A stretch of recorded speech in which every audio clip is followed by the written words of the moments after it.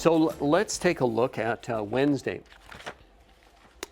Turn to page 10. At the top, there's a couple of paragraphs. The first paragraph basically says that you're going to do this in the first week, the Tuesday, Wednesday, Thursday, Friday, and then when you get usually you get your permanent class on Friday afternoon, and then so Monday morning you start with your real class, if you will. Okay, and so on Monday you're going to start with most of these same activities. Okay, you're going to do them twice. And if Frank says, Mr. Myrtle, I've already done this, you say, great, you're going to be able to be a real model for other kids and help them if they need it. Okay, but they need to learn the same stuff so that we can have an efficient class. Okay. And the second one, this is my script. This is sort of the way I did it. This is my personality there. And you need to change it so it's you. You don't want to be a poor copy of Ray, or even a good copy of Ray Myrtle. You want to be yourself with your own personality and so on. So you're not going to use my words necessarily. You want to use your wording and your own sort of personal habits and so on. Okay?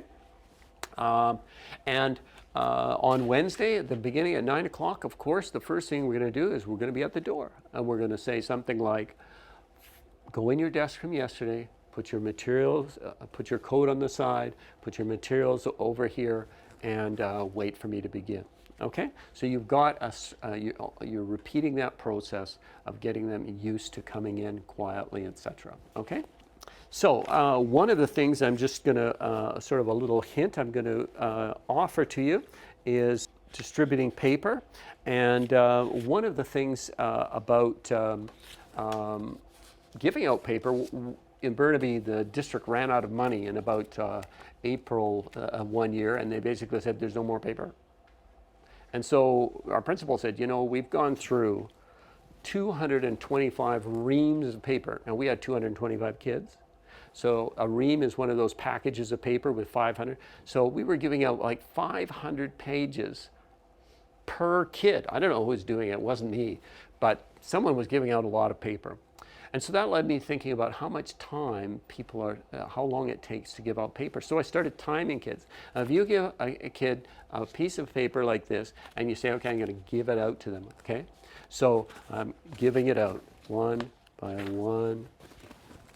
Then it takes about 2 minutes and 30 seconds by the time you give the paper to the kid and he walks up and down the rows, okay, and then he finally gets down and gets his own stuff. 2 minutes and 30 seconds before you get going, okay?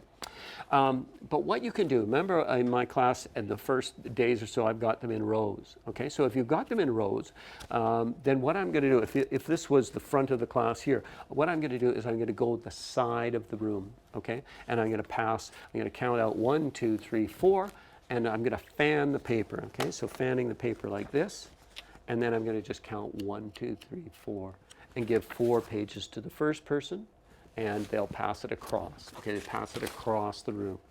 Okay, and then I go to the second row behind, and so on. If I've got groups of kids, then I'm going to just do the same thing. I'm going to fan the paper and give it out to the group. So I've got 3 people in this group. Okay, so I'll go 1, 2, 3.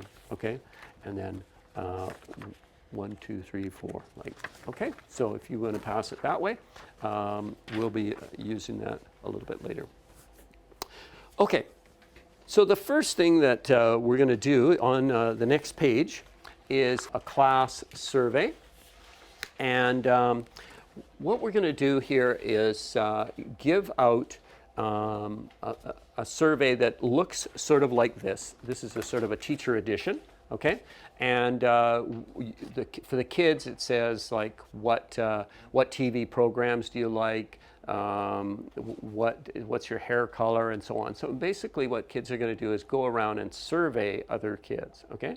And what they need to do is to, if their number, they'll have a number on that card, like this person would be 23, so they will find the next 6 people. So they'll look for number 24, 25, 26, and so on. So they just don't go to their friends. They're going to go to those people on that list, okay? And fill out the survey, okay? That's what the activity is.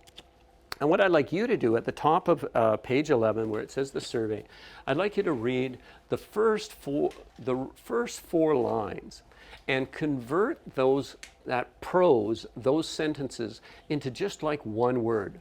So if we look at the very first sentence, it says have the students put their own names. Okay, so I can shorten that down to just name, right? That's all I need to remember. And it says using their best handwriting. So I might say something like neat, okay, and so on. So I'm going to go through those, the first four sentences. I'm going to ask you to do that and convert that prose into bullet points, okay? The reason I'm asking you to do that is so that when you're teaching, you don't have time to read all the prose, right? But you do have time to look at name, neat, and so on, a few key words.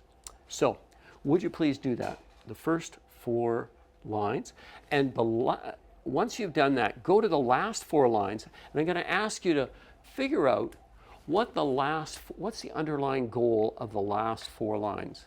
I know what it says, but what's the underlying purpose of that activity at the very end there that I'm getting them to do? Okay, why am I having them do that? Okay, go ahead.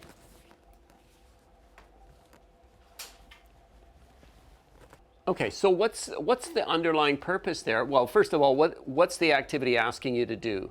Community, building community, class climate, whatever you want to call it, right? So we're not just doing a survey, right? And of course we're getting the kids to know each other, but also what we're doing is setting expectations about class climate. You will talk directly to someone, use their name.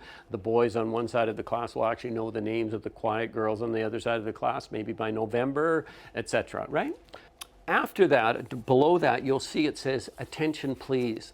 So before I get the kids started on the actual survey, I'm going to teach them my attention please signal. And I'm going to tell them that I'm going to interrupt their surveying when they're going around. For example, my signal was just clapping, like that, or I'd actually say clap, clap, clap, although it's good not to use your voice, okay?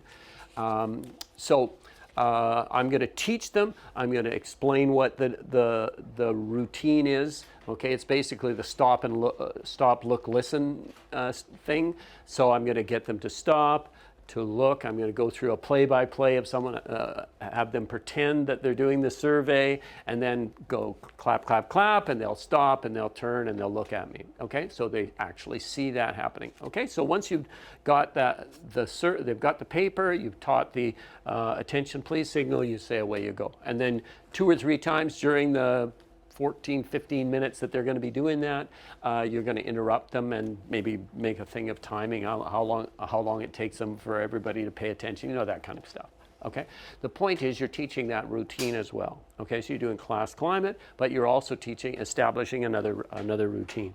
Okay, now there's a couple of other things in there which I'm not going to talk about on the bottom of the page about collection. Quiet procedure and so on, and you can make up your own there. I will mention, however, that once we finish the survey, I'm going to collect that up. Okay, and I talked about how to give out paper. So how I collect paper is I use a manila envelope. Okay, usually go to the secretary and ask for an old one, so just recycle one, and then I get a class list. Now these are downloadable from the startup. Okay, and they're a Word document, and you just type in usually the first week, just type the first name of the kid. And then if it's your permanent class, obviously just type it, print out like 10 copies, and right away you got a mark book. Okay, but what I use it for here is I'll take all of those surveys and we'll put them in there. But before we put them in there, I'll get a kid to mark off. So here's Bob, and beside Bob, and just put a little line underneath that, and that's column A. So column A is the survey, for example. Okay, and so the monitor is responsible for putting it in there. They keep the materials until everybody's got handed it in. Okay. If someone's stuff is overdue, that eventually, not the first day, but I'll teach the student to go up to the board, and I'll have them on the right-hand side of the board put survey, and then underneath it'll say Bob, because Bob didn't hand it in. Okay, so at recess, if all I need to do is look up at the right-hand side of the board, and I can see who's got overdue work. And so I can say to Bob, hey, Bob, I'm going to be in here at recess. Don't worry. You can stay in and work on finishing that coloring for the survey or whatever it is. Okay, so you've just delegated a lot of that work, and it makes it easy for you to keep on top of who's got stuff behind. You've delegated that part of the work. Okay, so collecting materials in an envelope. Once it's completed, then the student passes it to you. Okay, some teachers have a box, and that's great, and then you just have the monitor get it out of the box, record it, and put it in here. But what that means is when you get the work, you got a complete set, and you're not chasing after it. Some kid is basically chasing after it. Okay. All right, so that's the paper collection thing. All right, so let's just take a quick look at the kind of thing. We just did one activity, but just to give us a sense of what we're doing here. Okay, so we introduced, I introduced with you about the teaching points, putting the bullets in. We talked about respectful language, using respectful language. Okay, my name is Bob, what's your name and number, and so on, talking, right? Taught the attention please procedure. There's a strategy in there for pairing up. And so that's a strategy. Once they get used to it, they'll be, you can use it quickly. They're going to interview each other. So the reason you're pairing them up is because they're going to interview each other. So you give them a couple more things to ask about that aren't on the survey.